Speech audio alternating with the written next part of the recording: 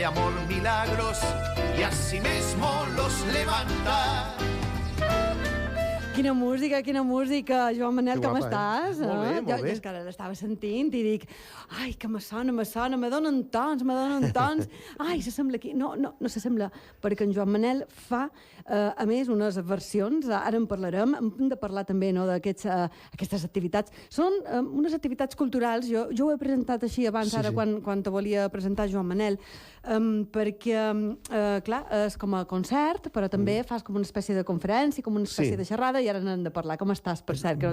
Bé, molt content de ser aquí amb vosaltres una altra vegada i bé, intentant recuperar una mica el que teníem abans. El que teníem abans, la normalitat, no? Aquesta desitjada normalitat. Sí, però hi ha una cosa que et volia dir, i és que hi ha una cançó que estava pensant quan veníem al cotxe, no? Una cançó que s'hauria d'haver convertit ja en himne, perquè d'un músic català de fa molts anys i que es titulava Si els fills de puta volassin no veurien mai el sol. És en Quico Pi de la Serra. Sí. Genial compositor, no? I bé, i a partir d'aquí doncs hi ha tota una sèrie d'opinions i de coses de les quals podríem parlar, però sempre estem tapats per aquest paraigües que cada vegada és més gros, per desgràcia, que són, doncs, això, dels fills de puta. Ara en parlarem, i en parlarem, a més, dels entrebancs, no? Perquè són situacions difícils. Fa 12 mesos que parlam, no?, de la pandèmia, Joan Manel, i clar, el sector de la cultura, ara en parlàvem també, no?, del món dels llibres, i ara del món dels concerts, que ha passat, i molt fàcil, xerrin en qualsevol, no? En qualsevol persona que li agrada posar-se damunt d'un escenari, que li agrada fer, i que viu d'això, i que s'ho sent, no? Que ens agrada i ho necessitem, perquè nosaltres doncs, fa molts anys que ens dediquem a lo mateix. Quines dificultats t'has trobat? Evidentment, la pandèmia ha fet que s'hagin caigut molt de bolos, que se diuen bolos, molt de concerts, moltes activitats culturals que no se poden fer. I que encara s'estan cancel·lant, Encara se cancel·len. Quines dificultats t'has trobat tu? Perquè tu ara sí que comences a fer alguns, i ja has fet un en concret, no? Sí, a Muro, el dia 6, el dissabte passat, dia 6. I com va anar? Va anar molt bé, a l'església de Muro. Tot amb unes mesures de seguretat absolutes. El mateix regidor és qui prenia la temperatura en els assistents. Imagina't, qui feia net a les cadires i tot això. Molt bé. Ara en tenim un el dia 21, a Costitx, però si l'autoritat lo permite. Sempre hi veurem, sempre amb les condicions aquestes i amb la incertesa de que 24 hores es pot cancel·lar el concert. I estem fent un concert bilingüe, perquè també amb totes aquestes coses tens molt de temps per pensar, no? I he pensat que hi ha molta preocupació, sobretot perquè preocupació dins l'àmbit lingüístic, no? Lluites internes i externes de gent que no està preparada per parlar segons de què, i en canvi et censuren quan tradueixes una obra de Cervantes al català o quan dins d'un mateix concert canvies de llengua. Castellà, amb el castellà i el català. Castellà i català. M'ha cridat molt l'atenció el que m'estàs dient. Me deies, no, estàs fent Cervantes avui, fas aquestes versions. Què és el que trobarem si, per exemple, anem a Seuva, perquè sí que a Seuva també, no? O a Seuva anem el dia 22. Dia 22, Costitx, Seuva i un major Campos i Sineu, és el que jo tinc aquí apuntat, no? De moment, aquesta és l'agenda. I què és el que presentes en el públic? Quan puges a l'escenari, què és el que trobarem? Què varen trobar? De què varen poder gaudir concretament? Nosaltres som 3 músics, que som Toni Calbó, clarinet, Maria Lluïsa Gaspar, a les veus, i jo que toco el piano i canto les meves. Són cançons que les he fetes jo, a partir d'unes traduccions fantàstiques del president d'Artistes Lírics de Mallorca, de Gabriel Aguilera Perelló, professor Perelló, i llavors ell em va fer unes traduccions fantàstiques, jo els hi vaig fer la música, 2 o 3 cançons també d'Amado Jaén, un autor conegut català, i vàrem fer un disco, vàrem produir un disco que es deia Cervantes avui, era l'any 2005, perquè se celebrava el 400 aniversari de la primera aparició del Quijote, de la primera part del Quijote. I allò, doncs, durant tot aquest temps de pandèmia i de pensar tant, em va venir al cap que mentre es barallen per un lloc i per un altre, i per una llengua o per una altra, doncs em venia al cap que a mi el que m'agradaria és que tothom m'entengués. I que el que importa aquí realment és que ens entenguem tothom. No? Hi va haver una vegada, un disc, no recordo quin, que hi havia un 25% de la feina en castellà i la resta en català. Jo vaig anar a veure una directora general de política lingüística i aquella dona va llegir el projecte i em va dir, doncs mira, t'ajudarem perquè ens agrada, no? Fins que va veure que hi havia 4 títols en castellà, perquè jo musicava a autors, a poetes. I em va dir, oi, i això, aquests títols en castellà? Aquests títols en castellà són d'una senyora que escriu en castellà. I jo he musicat, però és un 25% del disc. No t'espantis, no? No, diu, d'allò que hem parlat te'n pots oblidar.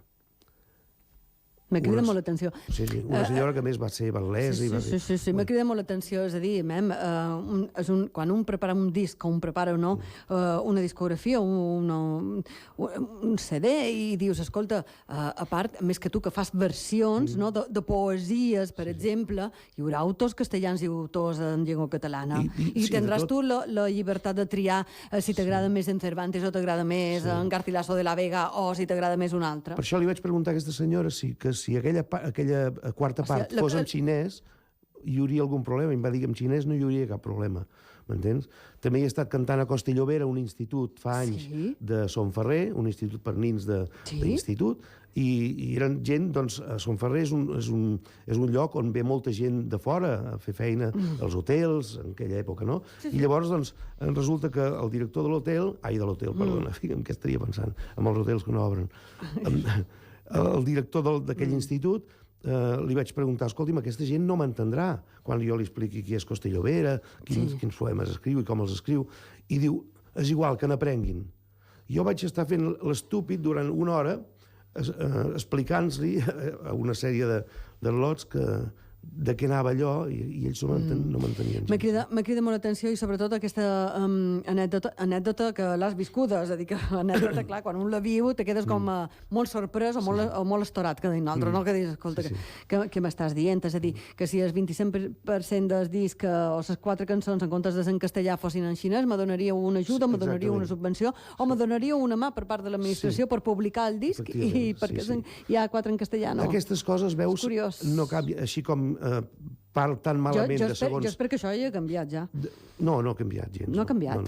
No, hi ha cada vegada més sectarisme.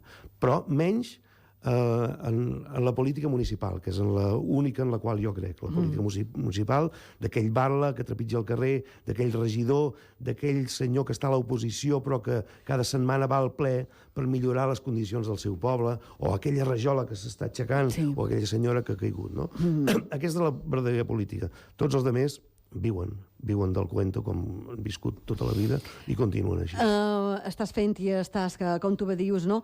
I dius, crec que en la política municipal això significa, i els que coneixem una mica aquest món com se mou, i és a dir, com funciona, és que tu, evidentment, agafes els teus etapins i te'n vas porta per porta, municipi per municipi, ajuntament per ajuntament, en el regidor, on qui sigui, escoltau, mirau, jo tinc això, tinc un projecte, faig uns concerts, faig un bolos, el meu ho diré, espectacle és aquest, interessa, no interessa, i aquí cadascú després decideix, mira números, fa comptes, etc. És exactament el camí que he de seguir per... I això en cadascun, no? En cadascun.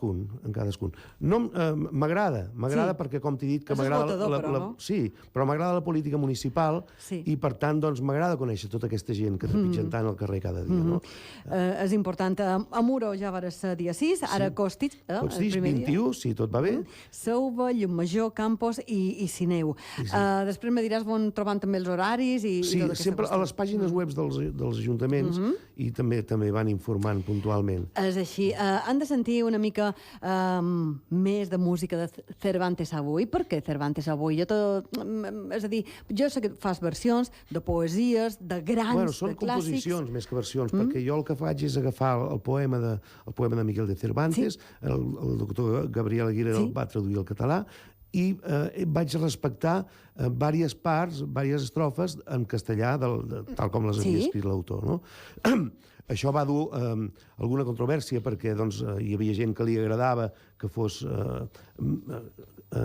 bilingüe i hi ha gent que no li agradava. Estem en el mateix de sempre, no? Però, doncs, per què Cervantes avui? Doncs Cervantes per això, que el que m'interessa és entendre'm i que m'entenguin, no? I pas de política, i crec que totes les altres històries i interessos passen massa per la política. No m'agrada que haver de sentir que en xinès hauria estat millor que en castellà. La veritat és que no deixa de sorprendre, Joan Manel, com ens has explicat abans. Bé, has tingut la col·laboració també de molt de municipis, ara que em parlàvem de municipis, d'ajuntaments, avui, no? Mos ho expliques a nosaltres també en aquesta casa, Joan Manel. Tens una trajectòria a les esquenes importantíssima. Sí, són els anys. Llarga experiència. No tens més remei, els anys passen. No queda més remei. I, Mem, i què te fa tornar a dir, escolta, jo n'atur, jo vinga, damunt l'escenari? Home, primer... Escuquet. No, i que tenim gana, també. És que nosaltres vivim d'això, els artistes vivim d'això. Se pot viure avui en dia? Avui en dia no. Avui en dia no. Avui en dia hi ha un ajut pels artistes de 725 euros, fixa't tu. Però mentrestant hi ha gent que li agrada anar a bars i que li tanquin les portes i que estigui fora d'horari, en canvi al cap de 3 mesos odia els restaurants i els bars, m'entens? I aquestes coses passen. Aquesta gent sí que viu. Una vegada em va dir un polític, tu el que hauries de fer és dedicar-te a la política perquè és on hi ha la pasta. I resulta que en aquell moment, això fa bastants anys, no hi havia tot el que sabem ara, no? I jo vaig pensar, aquest tio està loco. Jo la política, he de fer la política jo, no? Jo no... Tinc una cara només, no podria dedicar-me segons a quines coses. I després hi he entès per què em va dir tot això, no? Cervantes avui els hi recomanam que vagin a veure en Joan Manel, que si no hi ha res de nou... Sí, no hi ha res de nou, perquè aquí, clar, nosaltres un fa l'agenda i els espectacles cauen. Hem de tenir confiança. Hem de tenir confiança amb en Joan Manel, com dic, que Costitx, la propera cita, i vagin i disfrutin i que poden gaudir. Quant de temps dura l'espectacle més o manco, Joan Manel? Uns 50 minuts, aproximadament. 50 minuts, I són cançons, evidentment, amb els teus companys. I entre cançó i cançó, doncs, vaig desenvolupant diversos temes relatius a la vida i l'obra del personatge, en aquest cas és Cervantes. Que és en Cervantes.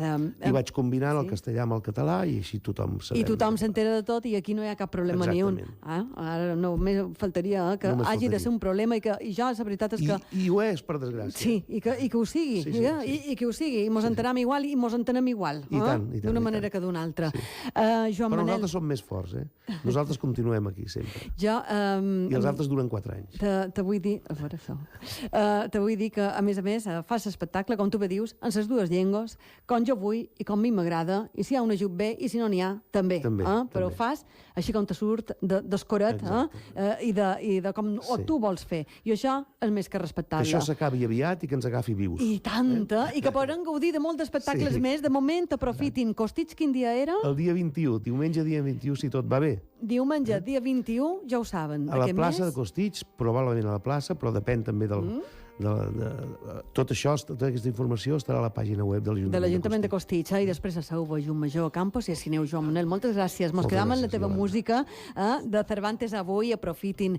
És de les poques coses que podem fer. O sigui que veuren en Joan Manel, ja ho saben, la propera cita, dia 21 a la plaça de Costitx. Gràcies, Joan Manel. Ha estat un luxe. Un altre dia has de tornar, Clar que sí. En xerrarem. Nosaltres món anem, senyors, ja de cap de setmana en la música d'en Joan Manel. No m'ho vull enredar. Més informació a les 7 amb Biel Ramis, Canal 4 Televisió. Tornem dilluns. Bon cap de setmana i siguin feliços. Puig llengua d'asa, el vostre amo fa